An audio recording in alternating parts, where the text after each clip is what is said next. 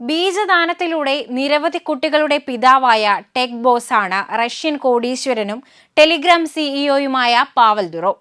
ഇപ്പോൾ തന്റെ ബീജവും IVF ചികിത്സയും സൗജന്യമായി നൽകാമെന്ന വാഗ്ദാനവുമായാണ് അദ്ദേഹം രംഗത്തെത്തിയിരിക്കുന്നത്. മോസ്കോ ആസ്ഥാനമായുള്ള ഒരു ക്ലിനിക് അൾട്രാവിറ്റയാണ് ഈ കാര്യം വെളിപ്പെടുത്തിയിരിക്കുന്നത്.